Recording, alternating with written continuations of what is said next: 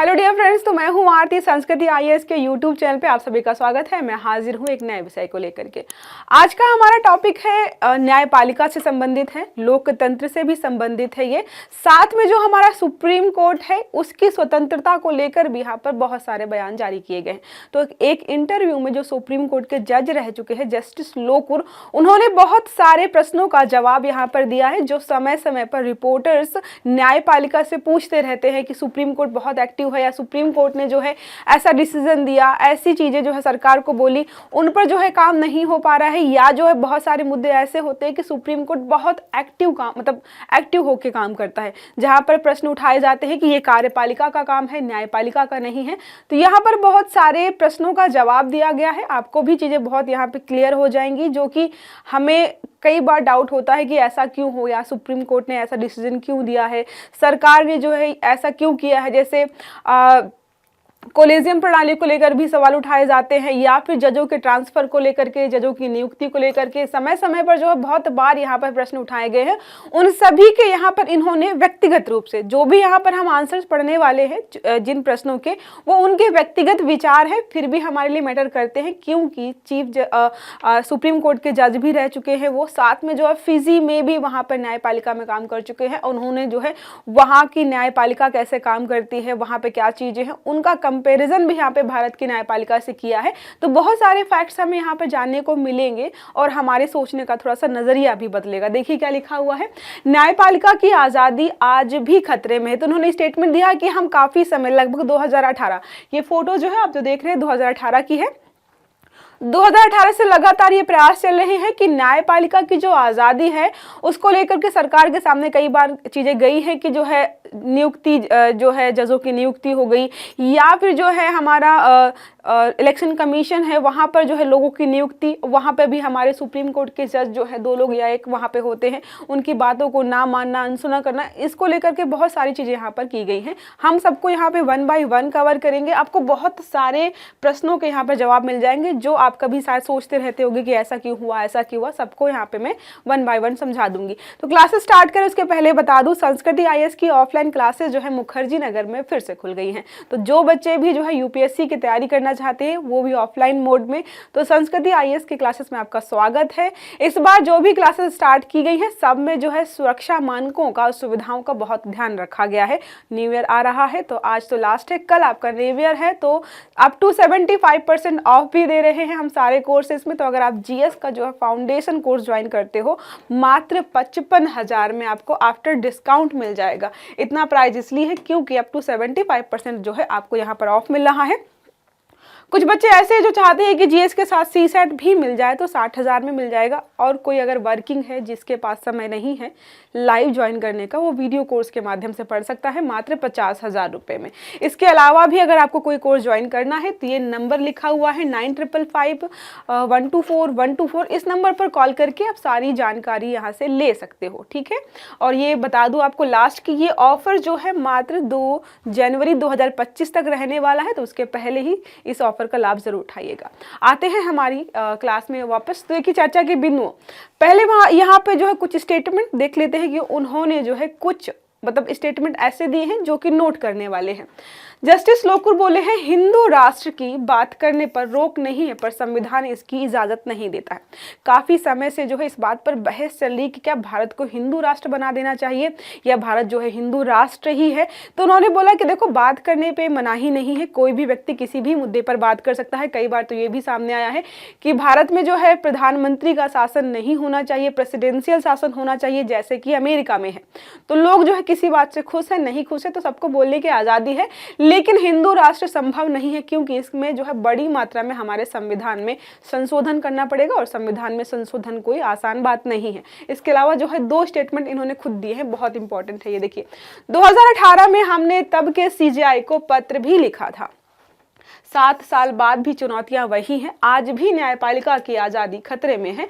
Master of roster का मुद्दा, master of roasters का मुद्दा मतलब है कि कभी भी कोई मुद्दा होता है जिस पर जो है फाइनल डिसीजन देना होता है, तो हमारे सीजेआई ही देते हैं, ठीक है, उनको ही मास्टर ऑफ द रोस्टर के रूप में जाना जाता है। तो इस पर भी इन्होंने बात की, इसको हम बाद में देखेंगे क्या होता है। सेकुलरिज्म संविधान का बुनियादी ढांचा है, जहां पर सेकुलरिज्म को बोला है बुनियादी ढांचा है, एक तरीके से बेसिक स्ट्रक्चर है, और आप यहाँ पे बात कर रहे हो हिंदू राष्ट्र बनाएंगे, मतलब जो है बेसिक स्ट्रक्चर में चेंज करने की बात कर रहे हैं आप। ये नहीं बदला जा सकता। बाकी जिसको जो कहना है वह कहने को आज़ाद है। कोई कह सकता है कि यह हिंदू राष्ट्र है, कोई कह सकता है कि प्रधानमंत्री वास्तव में प्रेसिडेंट है।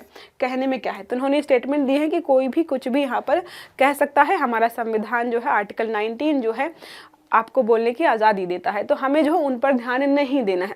फिर देखिए क्या लिखा है, सुप्रीम कोर्ट के रिटायर्ड जस्टिस मदन भीमराव लोकुर का, जिन्हें हाल ही में जो है यूएन इंटरनेशनल जस्टिस काउंसिल का चेयरमैन चुना गया है, 2028 तक ये इस पद पर रहने वाले हैं। और साथ में जो है फिजी की सुप्रीम कोर्ट में पहले भी यहाँ पर काम कर चुके हैं, पहले भारतीय के रूप में वहाँ पर उन्होंने काफ़ी समय तक काम भी किया है। और उन्होंने कंपेरिजन भी बताया है कि हमारे यहाँ की जो न्यायपालिका है और फिजी की जो न्यायपालिका है उसमें जो है डिफरेंस क्या क्या है। मेन उन्होंने यही बताया था कि जो फिजी की मतलब फिजी में जो न्यायालय हैं वहाँ पे जजेस वगैरह हैं, उन पे केसेस पेंडिंग जो है बहुत कम है। कंपैरिजन ये था कि भारत में जो है एक जज पर जो है 50 से 60 होते हैं, या फिर कई बार हज़ारों होते हैं, वहाँ पर एक जज पर पेंडिंग केसेस है तो 16, मतलब संख्या जो है बहुत कम है। क्योंकि जब वहाँ पर सुनवाई होती है तो एक केस या एक हियरिंग के लिए टाइम फिक्स होता है कि आपको जो है 40 से 50 मिनट में ये हियरिंग कंप्लीट करनी है। लेकिन हमारे यहाँ पे क्या होता है, थोड़ा सा प्रोसेस बहुत ज़्यादा लेंदी हो जाता है।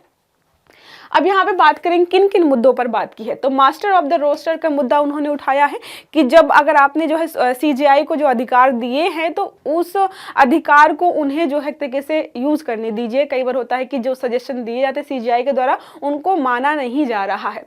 पूर्व सीजीआई जो है डीवाई चंद्रचूड़ ने पीएम मोदी को गणपति पूजा पर अपने घर बुलाया था। इन्होंने ये बोला है कि इन्होंने गणपति पूजा पर अपने घर बुलाया था। देखिए ये तो उन्होंने बोला कि हमारे यहाँ पर बहुत सारे जज हैं, ऐसे अगर सारे जो भी हमारे जज है सुप्रीम कोर्ट हाई कोर्ट के पर्सनल या जो है व्यक्तिगत उनके घर पे कोई फंक्शन हो रहा है और जजेस को और जो है राज्यपालों को अपने यहाँ बुलाने लगे या फिर प्रधानमंत्री राष्ट्रपति को, तो ये चीज़ें जो है ठीक नहीं है, ये इन्होंने मना किया है। साथ में इन्होंने बोला है, अभी आपको कुछ दिन पहले पढ़ाया था कि इलाहाबाद हाई कोर्ट के जस्टिस शेखर यादव है, इन्होंने बोला था कि भारत जो है बहुसंख्यक आबादी के हिसाब से चलेगा। तो उन्होंने इस बात पर प्रश्न उठाए हैं कि अगर ऐसे स्टेटमेंट कोई राजनेता देता तो मुद्दा बन जाता, और यहाँ पर जो है इन्होंने ऐसे स्टेटमेंट दिए। दूसरा इन्होंने ये भी बोला है, देखिए यहाँ पे लिखा होगा, विश्व हिंदू परिषद कार्यक्रम हो रहा था कहाँ, इलाहाबाद हाई कोर्ट के परिसर पर। तो उन्होंने प्रश्न ये भी उठाया था कि ऐसा धार्मिक या एक धर्म से संबंधित जो है कोई भी कार्यक्रम एक हाई कोर्ट के अंदर जो है हो क्यों रहा था। पहली बात तो ये ही गलत है।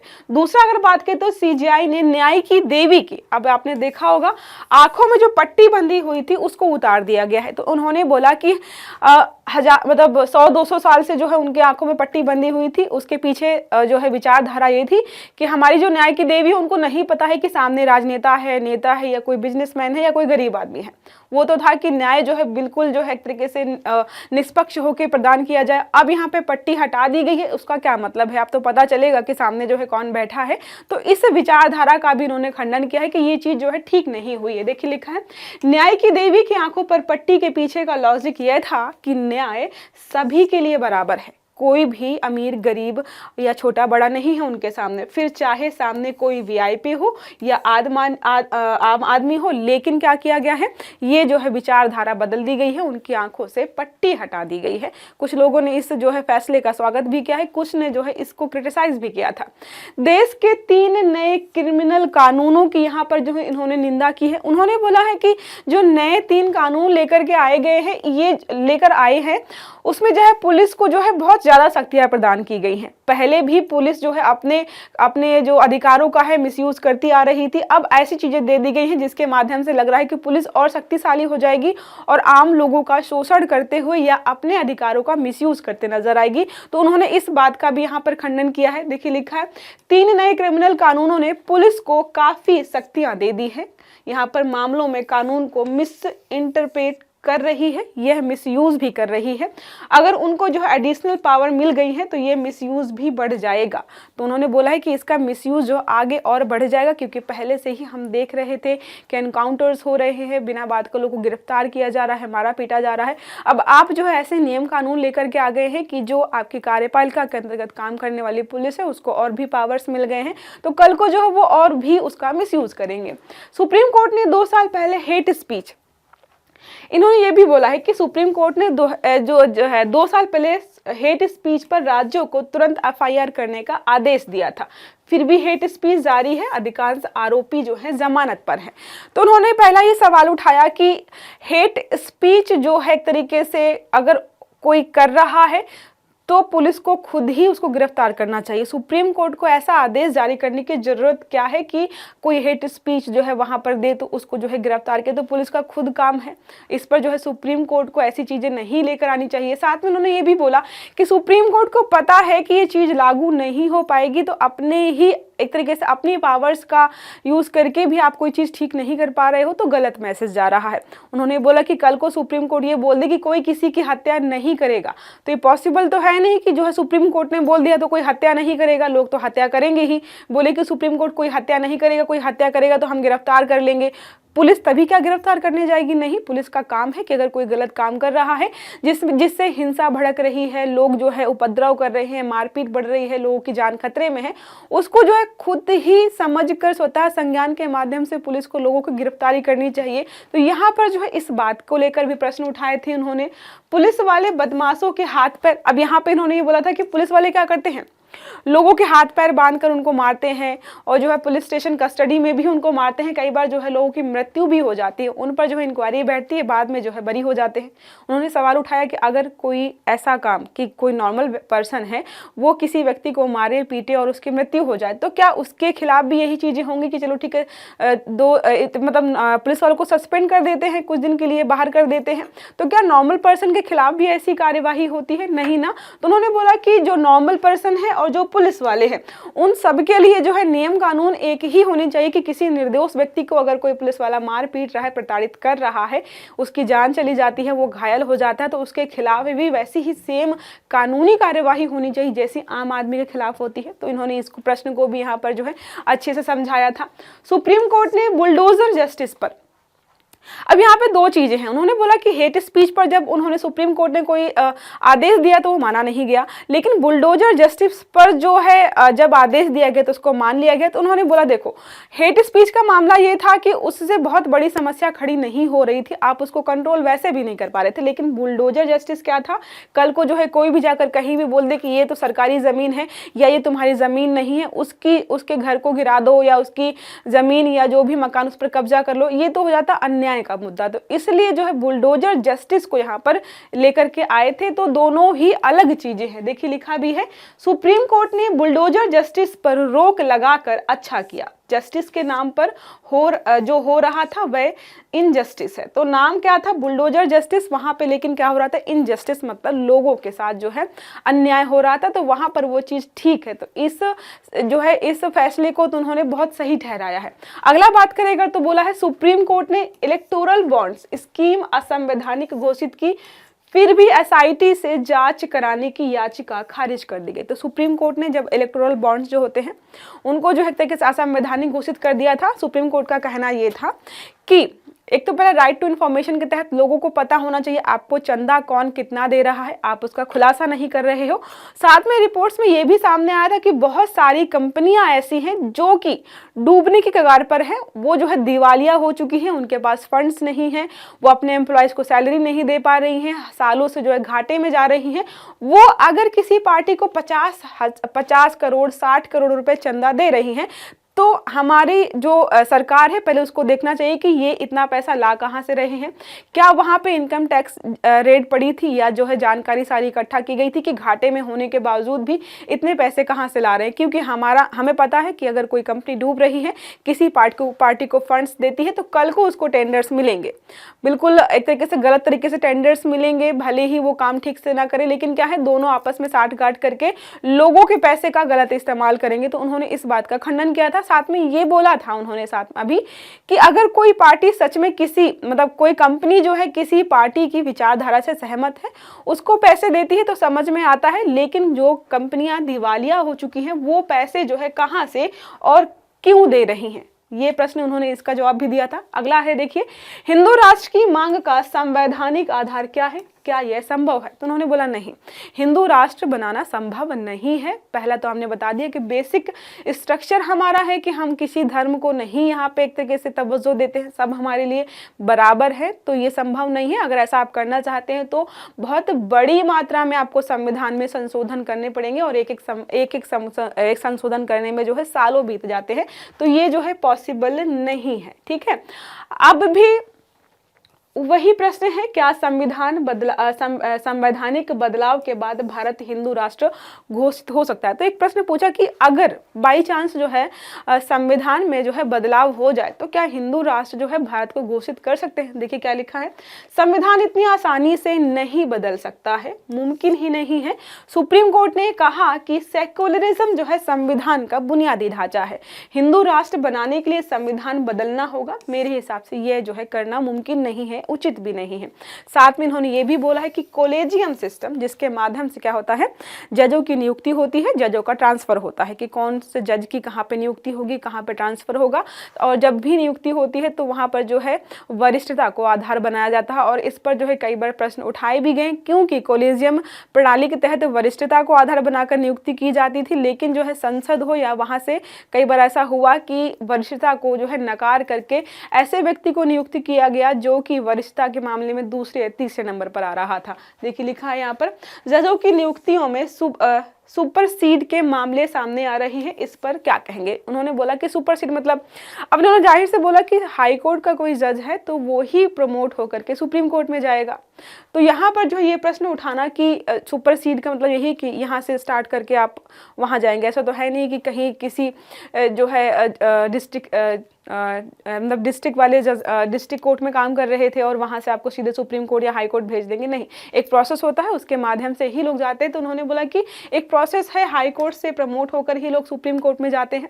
अब यहाँ पर ये है कि क्या सुप्रीम कोर्ट को फैसला लेने के लिए विशेषाधिकार देने वाले आर्टिकल 142 का रिव्यू होना चाहिए। ये आर्टिकल है, इसका सुप्रीम कोर्ट बहुत बार इस्तेमाल करता है। जब भी लगता है कि कोई चीज़ है जिसको सरकार संज्ञान में नहीं ले रही है, सरकार खुद ध्यान नहीं दे रही, सुप्रीम कोर्ट जो है आदेश जारी करता है। तो उन्होंने बोला कि पहले जो है इसका इस्तेमाल कम होता था, लेकिन कुछ समय से ऐसा देखा जा रहा है कि सुप्रीम कोर्ट आर्टिकल 142 का बहुत ज़्यादा हद तक जो है इस्तेमाल कर रहा है, जो कि अपने आप में गलत है। देखिए लिखा है, विशेषाधिकार के इस्तेमाल जो है रेयरेस्ट ऑफ रेयर केस में ही होना चाहिए, लेकिन सुप्रीम कोर्ट लगातार यहाँ पर जो है इसका इस्तेमाल कर रहा है। हाल ही में यहाँ पर एक आर्टिकल और भी जोड़ा गया है, यहाँ पर आर्टिकल 498 का मिसयूज जो हो रहा है। उन्होंने इस पर भी सवाल पूछा था कि हाल ही में जो एआई इंजीनियर सुभाष की जो आत्महत्या का केस सामने आया, उस पर जो है 498A के दुरुपयोग पर चर्चा करने की बात यहाँ पर की गई थी। क्या जुडिशरी घरेलू हिंसा जैसे मामलों को संभालने के लिए तैयार है? तो उनसे प्रश्न पूछा गया कि जो न्यायपालिका हमारी है, जो घरेलू हिंसा के मामले लगातार यहाँ पर सामने आ रहे हैं और यहाँ पे ये देखा जा रहा है कि सुसाइड हो रहा है, तो उन्होंने जवाब दिया कि पहली बात तो यह है कि सरकार को शुरुआत में ही काम करना चाहिए। शुरुआत में क्या मतलब कि दहेज प्रथा अभी भी चल रही है, लोग दहेज ले और दे रहे हैं, तो सरकार को वहाँ पर नियमों को सख्ती से लागू करना चाहिए। जब दहेज के मामले ही कम हो जाएंगे तो सुप्रीम कोर्ट में जो है इस धारा के तहत जो केसेस आ रहे हैं, हाई कोर्ट में केसेस आ रहे हैं, घरेलू हिंसा के मामले आ रहे हैं, वो भी अपने आप में कम हो जाएंगे। तो सरकार अगर काम करती है तो इसके दुरुपयोग को भी हम कम कर पाएंगे। तो उन्होंने जो है इस प्रश्न का जवाब जो है ऐसे ही दिया है। दूसरा यहाँ पे बोला है, इलाहाबाद हाई कोर्ट में मंजूर जजों की संख्या, यहाँ पर जजों की संख्या पर बात की गई है कि जितने मंजूर जजों की संख्या है, पहली बात तो न्यायालयों में उतने जज नहीं है, इसलिए जो है पर जज जो है केसेस जितने पेंडिंग है वो बहुत बड़ी मात्रा में है। एक जज मतलब जितने एक जज पर केसेस हैं वो पूरे जीवन काल में उतने केस निपटा ही नहीं सकता। तो उन्होंने इलाहाबाद हाई कोर्ट का एक तरीके से उदाहरण लिया कि एक वहाँ पर जो है 150 से 160 जज होने चाहिए, लेकिन नहीं है। लेकिन अगर आप जो है इतने जजों की नियुक्ति करके भी ले आएंगे तो वहाँ पर इतने जजों को बिठाने की जगह नहीं है, फिर स्टेनोग्राफर्स चाहिए, उनके नीचे काम करने वाले अलग अलग अधिकारी चाहिए, तो इतने सारे लोगों को आप वहाँ पर रख नहीं पाएंगे। साथ में क्या होगा, जब ज़्यादा मात्रा में आप जजों की नियुक्ति करेंगे तो आपको अच्छे क्वालिटी के जज मतलब आप क्वांटिटी में लेकर के आएंगे तो क्वालिटी में कॉम्प्रोमाइज़ भी करना पड़ेगा। हालांकि उन्होंने इस बात को एक्सेप्ट किया है कि हाँ, जितनी संख्या में जज होने चाहिए किसी भी हाई कोर्ट में उतने नहीं हैं। उदाहरण के लिए देखें तो लिखा है हाई कोर्ट में 30% वैकेंसी है, 20% डिस्ट्रिक्ट कोर्ट्स में वैकेंसी पड़ी हुई है खाली, फिर भी नियुक्तियां नहीं हो रही हैं। क्यों? लॉ कमीशन ने कहा था कि देश में जजों की संख्या 50,000 होनी चाहिए, लेकिन हमारी संख्या मात्र 23,000 है। तो 50% से भी हम यहाँ पर जो है कम की मात्रा लेकर के बैठे हुए हैं। तो हम सोचते रहते हैं कि हाँ जो है वैकेंसीज नहीं आ रही हैं, और बहुत ऐसा नहीं कि सिर्फ इसी मामले में या इसी जो है विभाग में वैकेंसीज नहीं है, बहुत सारे विभाग ऐसे हैं जहाँ पर बहुत सारे पद खाली पड़े हैं और जो है नियुक्तियाँ नहीं हो रही हैं। तो उन्होंने जो है सारी चीज़ों का उदाहरण यहाँ पे दिया है।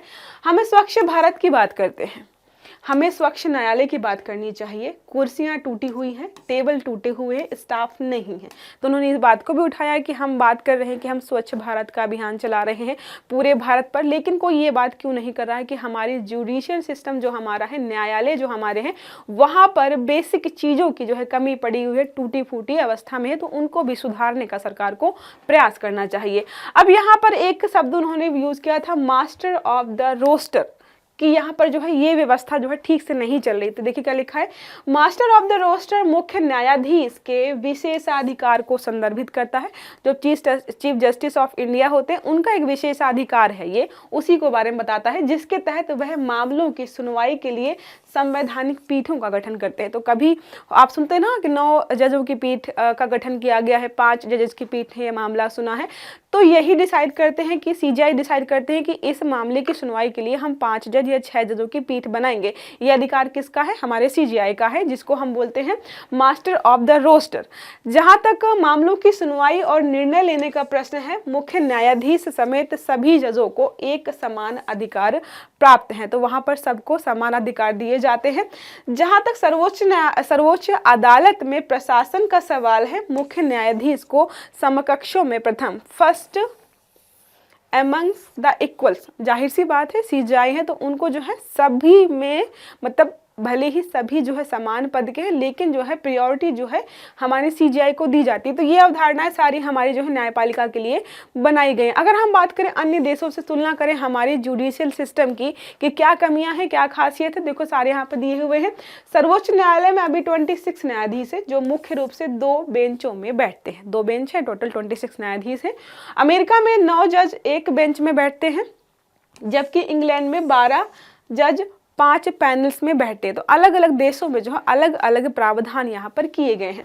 अमेरिका में जरूरत ही नहीं पड़ती है कि कौन सी बेंच किन मामलों की सुनवाई करेगी, क्योंकि बेंच ही एक है। तो क्या है, अमेरिका में एक ही बेंच है। हमारे यहाँ पे क्या होता है, अलग अलग मामलों की सुनवाई के लिए सीजीआई जो है अलग अलग बेंच का निर्माण करते हैं कि भाई 5 जज हैं इस मामले को सुनेंगे, 6 जज हैं इस मामले को सुनेंगे, और जो है आप ही डिसीजन देंगे। तो अमेरिका में ऐसा है नहीं, एक ही बेंच है, वो सारे मामलों की सुनवाई करती है और सारे डिसीजन जो है एक ही बेंच के माध्यम से आते हैं। वहीं इंग्लैंड की बात करें तो यहाँ मुख्य न्यायाधीश की मामलों की जांच के शक्ति काफ़ी सीमित है। तो यहाँ पर जो है सीमित है, हमारे कंपैरिजन में जो वहाँ के जो इंग्लैंड के मुख्य न्यायाधीश है उनकी शक्तियाँ थोड़ी सी कम है। हमारे भारत में ना तो अमेरिका की तरह एक सिंगल बेंच है और ना ही इंग्लैंड की तरह मुख्य न्यायाधीश के सीमित अधिकार हैं। तो दोनों से ही हमारे देश में अधिकार थोड़े से अलग हैं। दुनिया के सबसे बड़े लोकतंत्र भारत को 2 अन्य महत्वपूर्ण लोकतांत्रिक देशों से सीख लेते हुए मास्टर ऑफ द रोस्टर कि इस व्यवस्था में अपेक्षित सुधार करने होंगे। तो यहाँ पर सुधार करने चाहिए कि चलो बेंच जो बनाई जा रही है वहाँ पर थोड़ी सी स्टेबिलिटी होनी चाहिए, या फिर जो है हर बार नई बेंच अब बना रहे हो। तो यहाँ पर थोड़ा सा विचार करने की बात की कि 2 देश है, अमेरिका हो या फिर इंग्लैंड हो, उनसे हमें थोड़ी सी सीख लेनी चाहिए और कुछ सुधार करने की यहाँ पर ज़रूरत है। देखिए लिखा हुआ है इनके बारे में, ये पूरा इनका जीवन काल है कि जन्म हुआ था 31 दिसंबर 1953 को। शिक्षा history honours St Stephen's college, degree ली है लॉ की यहाँ पर DU से। तो इनकी सारी शिक्षा है, इनका पूरा जीवन काल यहाँ पर दिया हुआ है कि कहाँ पर इन्होंने क्या किया, क्योंकि इन्हीं का इंटरव्यू लिया गया है और जो है काफ़ी बड़े बड़े जो है फिजी में भी यहाँ पर जो है नियुक्ति रह चुके हैं, UN के यहाँ पर इंटरनेशनल वहाँ पर कोर्ट में भी नियुक्ति रह चुके थे। इनके बारे में हमें जानकारी थोड़ी सी होनी चाहिए। तो यहाँ पर सारा इनका जीवन काल जो है, जो जो इम्पोर्टेंट घटनाएं इनके जीवन में घटी हैं, सारी यहाँ पर 1 बाय 1 लिखी हुई है। तो ये रहा हमारा आज का आर्टिकल, जिसमें हमने पढ़ा कि जस्टिस लोकुर ने बहुत सारे प्रश्नों के यहाँ पर जवाब दिए हैं। लोकतंत्र को लेकर के हो गया, हिंदू राष्ट्र को लेकर के हो गया, हेट स्पीच हो गया, और बुलडोजर जस्टिस हो गया, या फिर जो है जजों की नियुक्ति को लेकर के हो गया, और भी अन्य यहाँ पर पहलुओं को वहाँ पे एक साथ इंटीग्रेट करके सारे प्रश्नों के जवाब दिए हैं इन्होंने। आई होप आपको आर्टिकल समझ में आया होगा, बहुत सारे प्रश्नों के जो है आपको जवाब मिल गए होंगे। अगर आपका इसके अलावा भी कोई प्रश्न है जो आपके मन में कभी आता है कि सुप्रीम कोर्ट ने ऐसा क्यों किया, सरकार ने सुप्रीम कोर्ट के आदेश की अवहेलना क्यों की, तो आप प्लीज़ मुझे कमेंट बॉक्स में बताइएगा, ताकि अगर कभी हम ऐसा कोई नया आर्टिकल डिस्कस करेंगे उसमें जो है इन प्रश्नों को इंक्लूड कर पाएंगे। तो अगर क्लास अच्छी लगी है तो लाइक करिएगा, चैनल को सब्सक्राइब करिएगा, बेल आइकन जरूर दबाइएगा, ताकि सारे जितने भी हमारे वीडियोज़ आते हैं वो आपको टाइम से मिलते रहें। अच्छे से पढ़िएगा। Have a good day. Thank you.